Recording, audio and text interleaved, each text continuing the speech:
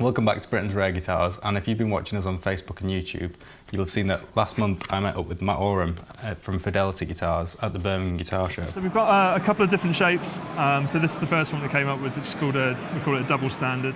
And we had to have Matt back in just to check out these guitars because they're really cool. Oh, thanks, man. So you've only been going a year so far, haven't you, Matt?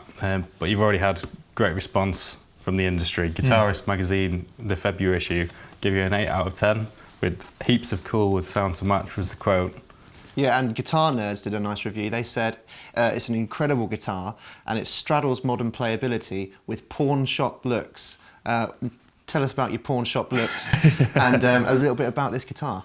Yeah, so this one's a double standard, and in terms of the looks, what I was going for was those sort of old catalogue guitars from the US from the 60s and 70s, and Rickenbackers are a big favourite of mine, so Ricky 330s and that kind of thing. Okay. And then bringing in a bit more of the other guitars that I love, so Telecasters. With the hardware being with the hardware, the way yeah, it is, yeah. The bridge style and that kind of thing, and then a bit of Gibson SG in there as well. The double horns. Yeah.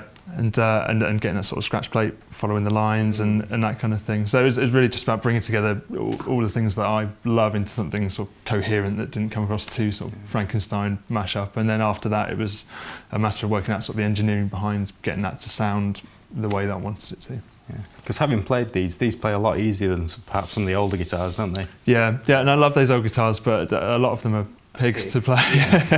You know, action flying over the frets and stuff, and not even. So you're really focused on making sure that whoever picks it up and whatever style and whatever genre they wanted to play, that it was an easy guitar to get on with straight away. You weren't wedded to those sort of retro 60s pop kind of sounds, and did that by using things like locking tuners, making the necks a bit slimmer and a bit easier to get on with no matter what style you're looking for, rather than those sort of big chunky ones that are more common around sort of that era of guitar.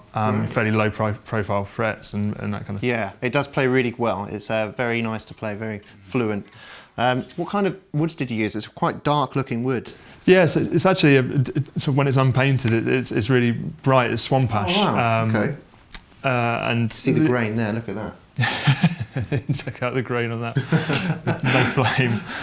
But yeah, so it's swamp ash, it's chambered, so it's actually it's 4 pieces, but 2 main pieces. So a thin sort of 5mm thick top and then a 35mm thick body, and the actual body piece has lots of chambers cut out. Oh, right. So that's why it's so nice and light. Yeah, it keeps it nice and balanced, because if you have one big thick bit of wood, it's like, if you get a good Telecaster, it's great, but it can be a really chunky guitar, so I didn't want it to be too weighty. I want it to be nice and light and playable and easy to get on with. So it helps with the tone as well. You just get that kind of area thing that not so much as a true semi like a 335, but just a bit of that kind of mid, kind of woody kind of thing. Cool. That's in it. And the neck, what's that made out of? It's different, surely. Yeah, so it's Wenge. Wenge. Wenge, yeah. Or Wenge. I think Wenge is the proper word, apparently, so I'm told. That's cropping up a bit more now on some of the more modern builds, isn't it? Yeah, definitely. I think part of that's to do with sort of the CITES regulation changes and the fact you can't transport rosewood so easily now, but you can still get that same sort of dark wood look that a lot of people like. It looks really nice. Yes. The grain on that as well. Yeah, check that out. Yeah, check that out, guys. I think the whole thing with both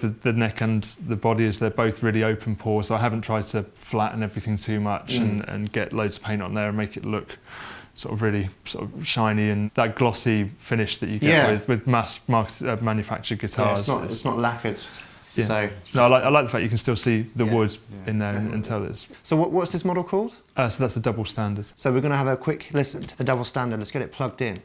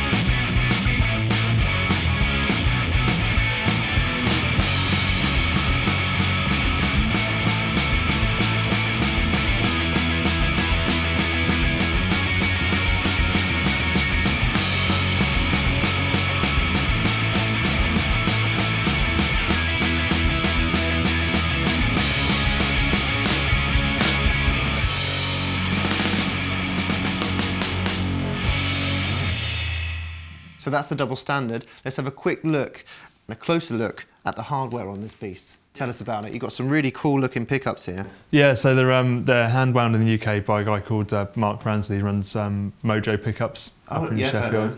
Yeah, so everything he does sort of one at a time by hand in his shop up there. So the ones I've got,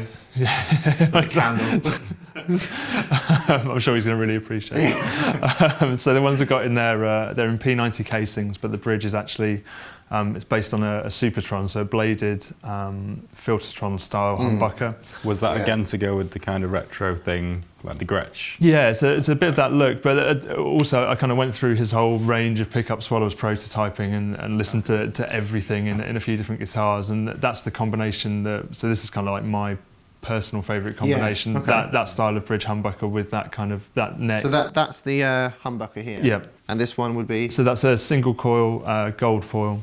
Gold foil? Gold foil, so it's a thinner wire and it's rubberised magnets, without getting too techie about it, but similar to a normal sort of single coil that you get in a telly or Strat, but you get a slightly warmer, sort of slightly bigger voice to it. Yeah. And something else that's quite retro, what about this whammy bar here? Yeah, so the offset style, which is a tricky one to work with potentially because you tend to get quite low tension over the bridge, but that's why I've built that roller bar to go on there as well to help with that. But yeah, it's a mastery, so it's made in the States, and it's just a really solid bit of kit. So the original versions of that could be a bit washy, whereas that's very much it's quite sturdy. It's a nice floating trem straight off the bat. It's good. Yeah. And something else that's really unique to you, the Fidelity Guitars, you got a four-way selector. Yeah, four-way rotary. So I never get on personally with sort of blades and toggle switches because you tend to accidentally hit them when you're playing. You're strumming away, bang. And then you're in the opposite. I do that with my Fender,